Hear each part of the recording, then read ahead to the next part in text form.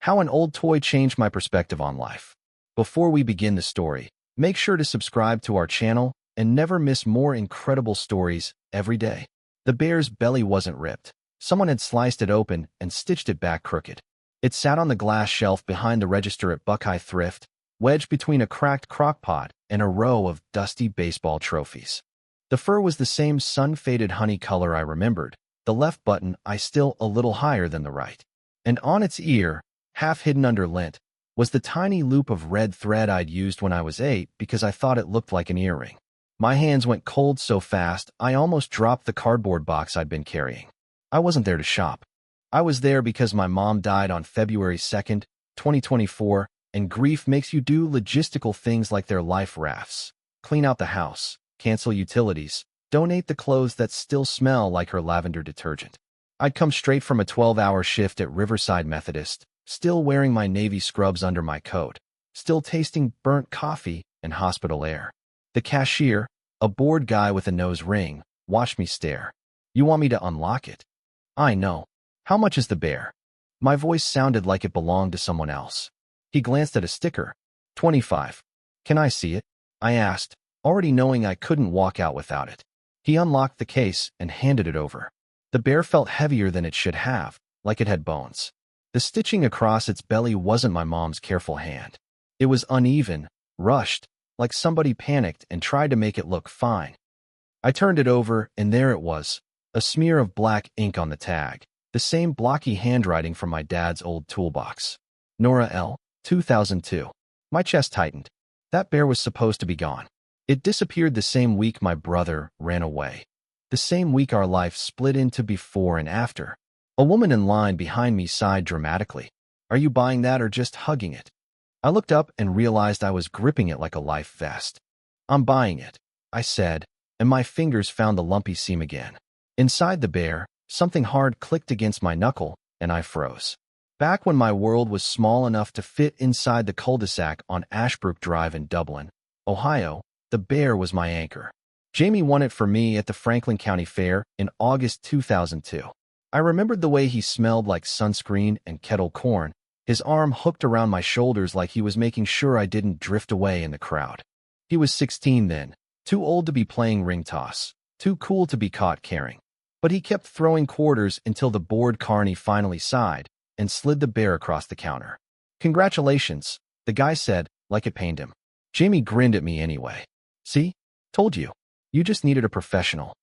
"A professional idiot," I shot back, because I'd learned early that teasing was safer than admitting I loved him. He crouched and tied the bear's ribbon around my wrist so I wouldn't drop it.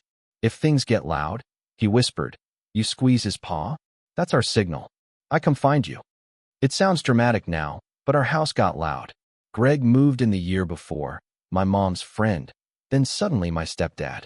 In public, he wore khakis and brought casseroles to church potlucks. At home, he had rules that changed depending on his mood.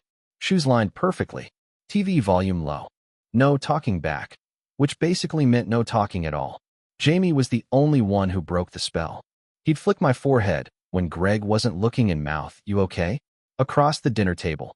One night in October 2007, after Greg slammed a cabinet so hard the plates rattled, I ran to my room and squeezed the bear's paw until my fingers hurt. Jamie came in without knocking and sat on the floor. "You're not crazy," he said softly. "He does this to make you smaller." "I don't want Mom to be alone," I whispered into the bear's fur. Jamie's eyes got shiny. "You don't have to be the glue, Nor." The next week, the bear vanished. Not misplaced, not under the bed. Gone. Greg stood in my doorway with that harmless smile he used on Neighbors. He smiled like it was nothing, and Jamie went pale behind him.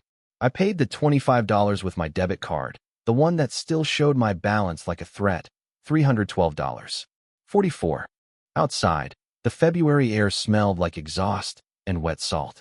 I sat in my Corolla with the bear on my lap and stared at the crooked stitches until my eyes burned. My rational brain kept offering explanations. Someone donated a similar bear. Nostalgia was making it look identical, but the ink on the tag kept dragging me back to the truth. Nora L., 2002. I drove straight to the house, the one we'd all pretended was home, even after it stopped feeling safe. Greg still lived there because Mom's name was on the deed, and, apparently, so was his. I hadn't been inside since the hospice nurse called me at 3:11 a.m. and said, "Nora, I'm so sorry." Greg opened the door before I knocked, like he'd been watching through the blinds. He looked smaller without Mom orbiting him. Still neat, still clean-shaven, still that public-facing smile. "Nora," he said, "too bright. You didn't have to come by. I was just about to start sorting donation boxes. Your mom would have wanted that." "I already did a drop," I said, and held up the bear. The smile didn't fade. It froze. For a split second, his eyes tracked the stitching like he was reading a sentence he didn't want to finish. Then he laughed, a soft, polite laugh that didn't touch his face. "Well, isn't that something?" he said. "I thought that thing was long gone." My throat tightened. "You told me it probably got thrown out." He shrugged, casual as weather. "Kids lose stuff." "It has my name on it," I said, louder than I meant to. Greg stepped forward and, very gently, took the bear from my hands like it belonged to him. His fingers pressed the belly seam once, twice. "The way you check a pocket." "Where did you get this?" he asked, still smiling. "Buckeye Thrift on Sawmill," I said. "Why does it matter?" His thumb paused on the stitches. "It doesn't," he said quickly. "It's just, your brother was always dramatic about that bear. Jamie." The name landed like a glass dropped in a quiet room. Greg's eyes flicked to the hallway, to Mom's old bedroom, to the spot where the phone used to hang. Then he leaned in and whispered, "Don't say Jamie's name here again." I sat in my car with my forehead against the steering wheel, breathing like I'd just sprinted. Greg had always done that thing where he acted calm, so you looked crazy for reacting. I learned to keep my face neutral, even when my stomach flipped. It was survival math. I texted him from the driveway. "Nora, why are you acting weird about the bear?" "Greg, I'm not. It's a toy." "Nora, you said it was gone." "Greg, it was." "Drop it." "Nora, did you donate it?" "Greg, I don't remember." "Stop harassing me." "I don't remember" was his favorite lie because it sounded polite. The family script was that Jamie ran away at 18 to do drugs, stole cash, and never looked back. Greg told it so often it sounded like a weather report. Anytime I asked for details, he'd get loud, and Mom would get quiet, and I'd be the problem for stirring things up. I drove back to Buckeye Thrift under the excuse of misplaced my receipt. The store smelled like old paperbacks and lemon cleaner. The same cashier dug around in a drawer and handed me a thin strip of paper. "Also," he said, "that bear came in this morning. Fresh donation." Fresh. Not from someone's basement for 20 years. Fresh. "Do you know who donated it?" I asked. He nodded at a clipboard. "Manager's the only one who can tell you anything." A woman with reading glasses pushed through the swinging door, wiping her hands on an apron. "Her name tag," said Linda. I showed her the bear. "I think this might have been mine. Do you have the donation info?" Linda's eyes softened, but her voice stayed firm. "We don't give donor names. But I can tell you the batch. Estate clean-out lot from a company in Hilliard. 7 bins. Dropped off at 9:14 a.m. Estate clean-out. My mom's house was being cleaned out. Greg had literally said he was sorting donation boxes. I sat in the parking lot and ran my finger along the bear's belly seam. My hands shook so much I fumbled my keys twice. It hit a second line of thread, sealing something inside.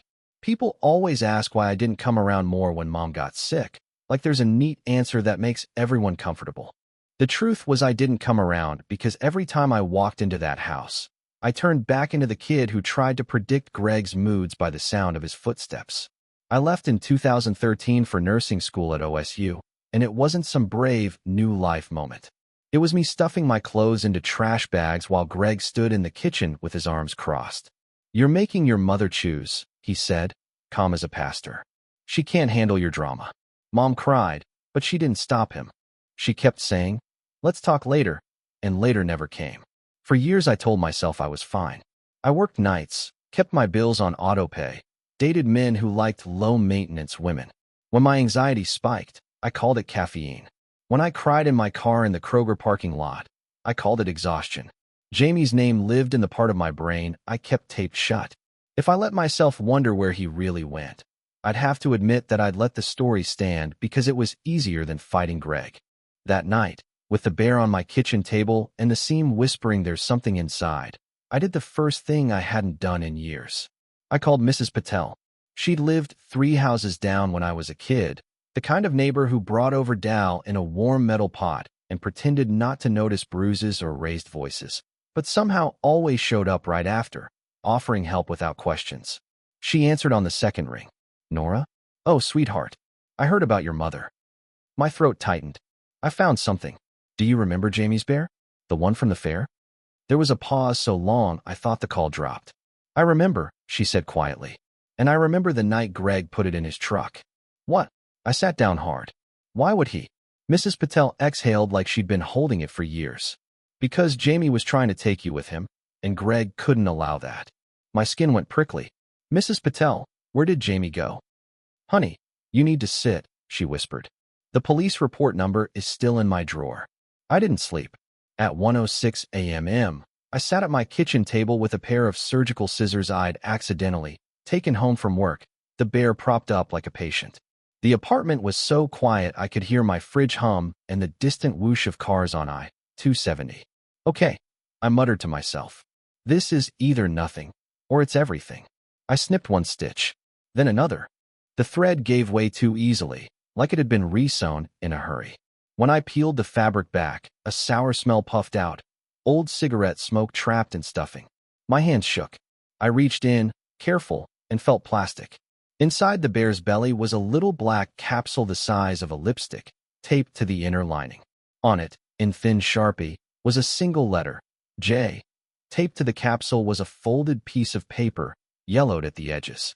I smoothed it out, and my eyes snagged on the date. October 9th, 2007. It wasn't my handwriting. It wasn't Greg's. It was Jamie's, slanted and impatient, like he was writing fast. Nor, if you find this, you were right. It wasn't in your head. I'm sorry I didn't get you out sooner.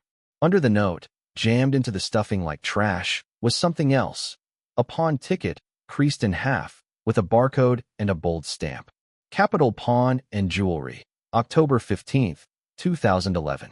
Item, plush bear, yellow, with tag. Seller, Gregory M. Harris. My mouth went dry. Greg hadn't forgotten. He'd sold it. He'd sold the one thing Jamie gave me as a signal. I popped open the capsule, and a tiny microSD card slid into my palm. My laptop was ancient, but I still had an adapter from when I used to transfer photos for Mom. I jammed it in, held my breath, and clicked the only folder. One audio file, Jamie_100907_11:47 p.m. Wave. When I hit play, Jamie's voice filled my kitchen, older than I remembered, shaking. Nor, he whispered, Greg's in the hallway right now, and I don't have time. A soft thud in the background. Someone shifting weight. He made Mom sign papers, Jamie said. If I disappear, don't believe the story. As for the report, Officer Ruiz wrote it down. Behind Jamie's whisper, a door creaked, and the recording cut off. The next morning, I went to work like a robot. I charted vitals, changed dressings, smiled on autopilot, and replayed Jamie's whisper between beeping monitors. Greg's in the hallway right now. On my break, I hid in an empty stairwell and listened to the file again, phone pressed to my ear. He made Mom sign papers. Asked for the report. Officer Ruiz. I didn't know any Ruiz, but I did know pawn shops keep records. After my shift, still in scrubs, I drove to Capital Pawn and Jewelry on West Broad Street. Neon signs, bulletproof glass, the stale smell of metal and old cologne. A woman behind the counter glanced at the pawn ticket I slid under the slot. This is from 2011. I know, I said. I need to confirm who sold it. She stared at me for a beat, then disappeared into the back. When she returned, she carried a binder thick as a phone book, flipped pages, and tapped a line with her nail. Gregory Harris, she read. Driver's license copied. Item redeemed October 28, 2011. She angled the page so I could see the grainy photocopy of Greg's license. Same face, same polite smile.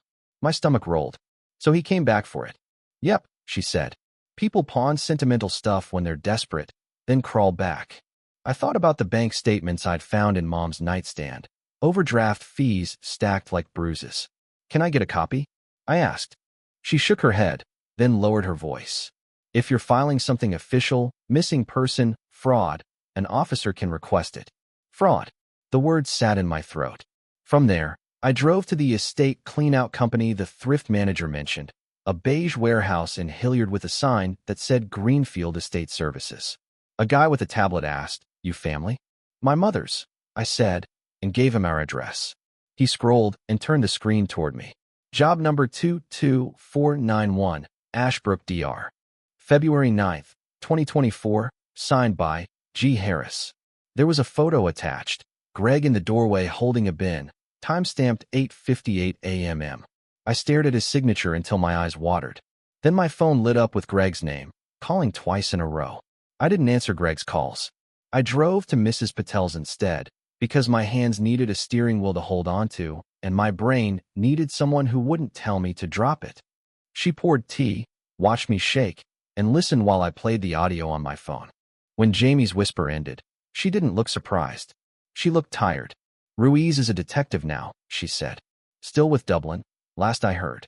She went to her bedroom and returned with a battered envelope. Inside was a handwritten note and a photocopy of an incident summary. "October 10th, 2007, she said. I wrote it down because no one else would. Greg called the police on Jamie.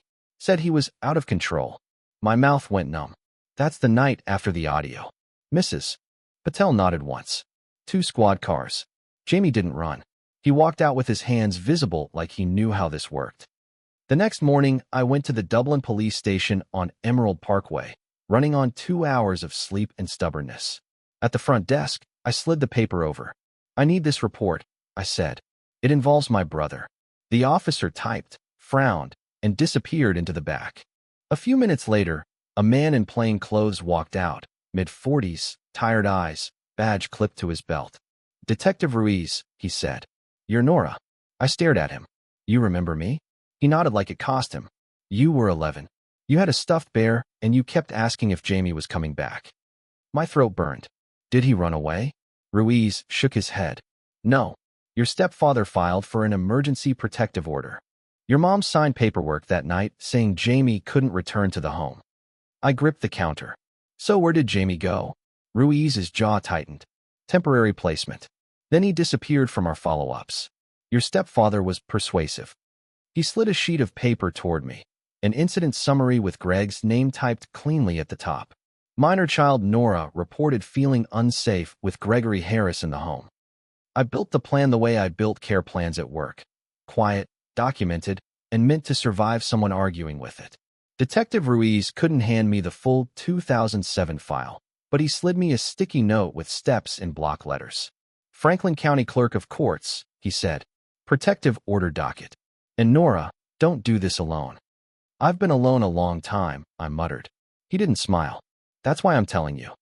On my lunch break, I drove downtown, parked in a garage that smelled like exhaust, and walked into the courthouse with my hospital badge still clipped to my scrub top. The records window had a laminated sign, "No legal advice given." "I need the emergency protective order file from October 2007, I said. "Gregory Harris versus Jamie Larkin." The clerk's keyboard clacked. 20 cents a page. When she passed the stack through the slot, the first page hit like a slap. Petitioner, Gregory M. Harris. Respondent, James A. Larkin. Under allegations, Greg had written that Jamie was unstable and a danger to minor child Nora L. Attached was my mom's affidavit. Her signature was there, wobbly, like she'd been crying. It said Jamie threatened to take Nora away. It also said Greg had assumed financial responsibility for the children. Financial. I drove to Huntington Bank, the branch mom used, and asked for any notices tied to her account in 2011. The teller stared at my death certificate copy, then printed one page. Overdraft notice, October 14th, 2011. Account ending 4421. Fee chain, $245.00. The day before Greg pawned my bear. That night, I emailed a probate attorney a coworker trusted. The receptionist called me back within an hour. "Friday at 3:30, she said. "Bring everything." Everything became a folder. Pawn ticket, estate clean-out photo, Ruiz's summary, the audio file on a thumb drive, and mom's overdraft notice. I labeled it like evidence because I was terrified that if I didn't, Greg would win by default. On Thursday, Greg texted me a photo of mom's wedding ring on his palm. At 6:12 p.m., Greg's headlights swept across my living room wall. Greg knocked like he still owned my door. When I opened it, he stood there in a wool coat holding a limp grocery store bouquet and my mom's wedding ring on his pinky like a prop. For one stupid second, grief tried to make him look safe. "Nora," he said softly. "We're all raw." "I'm busy," I said. He stepped in anyway, eyes scanning my apartment the way they used to scan my childhood room, looking for mess, for proof I existed. He set the bouquet down and held out the ring. "Your mom wanted you to have this." "She told you that?" My voice cracked. "In the hospital," he said. She squeezed my hand. "Give it to Nora." I thought about moms last week. Morphine, confusion, Greg always hovering. "Why not at the funeral?" His smile twitched. "Because you were confrontational." He pulled a paper from his coat pocket and flattened it on my table. "This just makes probate easier. Sign it, and we keep things civil." The header read, "Disclaimer of interest." Under it, waiving claims to accounts, insurance, and any potential heirs. "This isn't about a ring," I said. "It's about peace," Greg replied, still gentle. "Your mother would hate this fighting." When I didn't reach for the pen, his tone dropped a notch. "I still know people at Riverside," he added. "You don't want rumors about you taking supplies home." My stomach flipped. "You're threatening my job." "I'm protecting you from yourself," he said, eyes flat. "Sign it, Nora." My hand hovered because I was tired, because grief makes you stupid, because part of me still wanted permission to be loved. My phone buzzed. "Mrs. Patel." I opened the text with my thumb hidden under the table. A photo filled my screen. A fax cover sheet dated January 18th, 2024, addressed to MetLife Benefits. In my mom's handwriting, Nora Larkin, 50%. Jamie Larkin, 50%. Mrs. Patel's message sat under it like a match. "Your MOM made me copy this." Greg never saw it. I looked up at Greg and felt something in me go cold. He was here to erase my brother one last time. I didn't confront Greg that night. I did what he hated most. I moved in silence. I called Detective Ruiz from my car because my hands wouldn't stop shaking. "Mrs. Patel has a beneficiary form," I said. "My mom listed Jamie." Ruiz went quiet. "So she never believed the runaway story either." "Can you find him?" I asked. "I can't hand you an address," Ruiz said. "But I can forward a message through the last contact on file. If he wants it, he'll respond." So I left a voicemail like a prayer. "Jamie, it's Nora. I found the bear. I found your note. Please call me." An unknown number called back after midnight. I answered and forgot how to breathe. "Hello." A man's voice said, "Wary, Nora?" I recognized it even under years. "Jamie," I whispered. "Oh my God." He exhaled hard. "Ruiz said you had proof." "I have everything," I said. "And Greg is still lying." We met at a laundromat because it was bright and public and neither of us trusted darkness. He walked in wearing a beat-up work jacket, hair shorter, face older, but the same crooked grin tried to exist for a second. "You got tall," he said, then swallowed. "I'm 29, I managed, and my eyes burned. When I set the bear on the folding table, Jamie's hands hovered over the torn seam like he was afraid it would bite him. "I hid that for you," he said. "I thought Greg destroyed it." "He tried," I replied. "Why didn't you come back?" Jamie's jaw flexed. "Because he made Mom sign papers. He told me if I showed up, he'd call the cops and say I'd hurt you. Then he told everyone I stole money. After a while, I started believing it." I slid my folder toward him. Pawn ticket, overdraft notice, estate clean-out photo, Ruiz's summary, the audio file on a thumb drive. "He tried to make me sign away the estate," I said. "And Mom tried to put you on her policy." Jamie stared at the paperwork, then up at me. "So we corner him. Somewhere he can't charm his way out," I said. "The probate attorney's office. And after that, the bank." Jamie nodded once. "You want me there?" "I need you there," I said. "He's been telling your story without you for 18 years. Friday at 3:28 p.m. Greg texted, "On my way. Don't be difficult." I watched the lobby doors and waited for the lie to walk in. The conference room smelled like printer toner and cheap sanitizer. Greg arrived late, smiling like we were meeting about holiday plans. He saw Jamie and his face stuttered. For a beat, nobody spoke. Then Greg recovered. "Well," he said lightly, "look who decided to crawl back." Jamie didn't blink. "You told them I ran away." Greg's smile widened. "You did." I slid the pawn ticket across the table. "You pawned my bear," I said. October 15th, 2011. Your license is in their binder. Greg didn't look down. You're doing this over a toy? It wasn't a toy, Jamie said. It was evidence. I plugged in the thumb drive and hit play. Jamie's voice filled the room. Thin, scared, unmistakable. Greg's eyes flicked to the door like he was counting steps. When it ended, I laid out the overdraft notice. Mom's account was overdrawn the day before you pawned it, I said. Then you redeemed it 2 weeks later. Greg shrugged. Your mother was terrible with money. You were on her account, I said. Authorized signer since 2010. I tapped the bank printout. Transfers labeled mortgage went into your personal checking. Jamie's hands clenched. That money was from Dad's union benefits. It was for school. Greg's mask tore. Your father left nothing but debt, he snapped. I kept a roof over your heads. You kept control, I said. You filed a protective order to kick Jamie out, then told everyone he stole. Greg leaned toward me, voice syrupy. Nora, you were always reasonable. Sign the disclaimer. Take the ring. We move on. I lifted my phone and showed the photo Mrs. Patel sent. My mom's beneficiary fax, dated January 18th, 2024. Greg's pupils tightened. That's fake, he said too fast. The attorney's voice went careful. Mr. Harris, if you tried to override this, it's serious. Greg stood so hard his chair screeched. You think you know my family? He hissed, and his hand shot for the thumb drive. Jamie grabbed his wrist, and Greg's polite face vanished completely. Security didn't need to get involved. The second the attorney said serious, Greg let go of the smile entirely and became pure rage. Let go. He hissed at Jamie, twisting his wrist like he was trying to break bones and not just reclaim a USB stick. Jamie released him, not because he was scared, but because he didn't want to give Greg a story. Greg snatched the thumb drive anyway, then froze when he realized the file was already emailed to the attorney's office account. I watched the realization land in his eyes. Loss of control, the thing he couldn't tolerate. You're disgusting, he spat at me. After everything I did for you. The attorney stood and opened the door. Mr. Harris, you need to leave. If you don't, we call the police. Greg straightened his coat like a man about to greet neighbors. Call them, he said, voice suddenly calm. I've been dealing with cops since Jamie was a problem. Jamie flinched at the word problem. I hated Greg for still knowing which buttons worked. Outside, in the parking lot, Jamie leaned against my car and shook like his body didn't know what time it was. I thought I was over it, he said, voice rough. I thought I was done being 12. You weren't 12, I said. You were trying to protect me. He laughed without humor.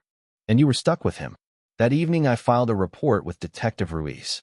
He took copies of the pawn record request, the beneficiary fax photo, and the bank transfers. This might start as probate fraud, he said, but it can turn into financial exploitation if we can prove he used your mom's account. At work the next day, my charge nurse pulled me aside. HR wants to talk, she said softly. Someone called about theft. My pulse slammed. Greg. HR asked questions in a beige room that smelled like carpet shampoo. I answered carefully, hands folded, the way you do when you're trying not to look guilty. The complaint was anonymous, vague, and conveniently timed. They warned me, documented it, let me go. When I got back to my car, there was a manila envelope under my wiper. Inside was a copy of the disclaimer form and a sticky note in Greg's handwriting. Stop this, or you'll lose more than a toy. That night, Greg left a voicemail that made my hands go numb. I listened to Greg's voicemail once, on speaker, with Jamie sitting across from me like a guard. You ungrateful little liar, Greg said, voice low. I know where you work. I can make sure you don't last there. And Jamie, if you come near my house, I'll have you arrested again. Jamie's knuckles went white around his mug. I covered his hand with mine. Then I did something that would have shocked the kid version of me. I didn't argue with Greg. I saved the voicemail, emailed it to Ruiz, and filed for a civil protection order with the recording attached. At the hearing, Greg showed up in his community pillar costume, press suit, soft voice, sad eyes. When the magistrate asked if he'd left the voicemail, Greg said, I was emotional. Her brother is manipulating her. Jamie started to rise, but I squeezed his knee. Let him talk, I whispered. He always tells on himself. The recording played in the courtroom, Greg's words filling the quiet like smoke. Nobody looked at him the same afterward. The order was granted, and Greg's face tightened with that familiar hatred, not of me, but of losing control. I didn't feel triumphant. I felt empty in a new way, like fear had finally moved out and left dents in the carpet. Afterward, Jamie and I went back to my apartment and fixed the bear. He threaded a needle with hands that had built other people's houses and stitched the belly seam straight, slow, the way you close a wound.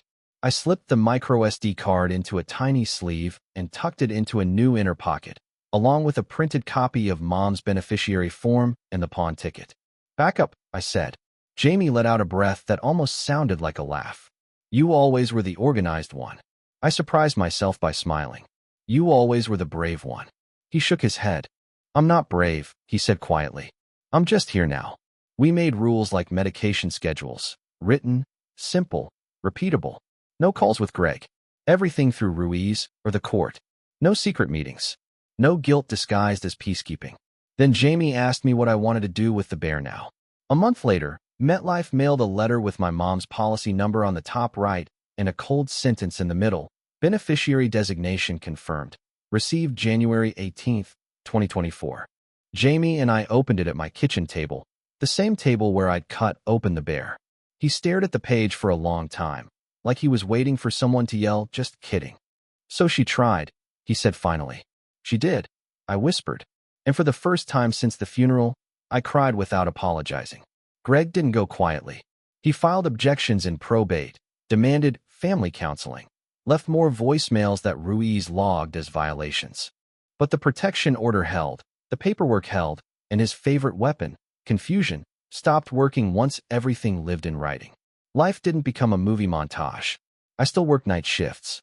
I still flinched when unknown numbers called.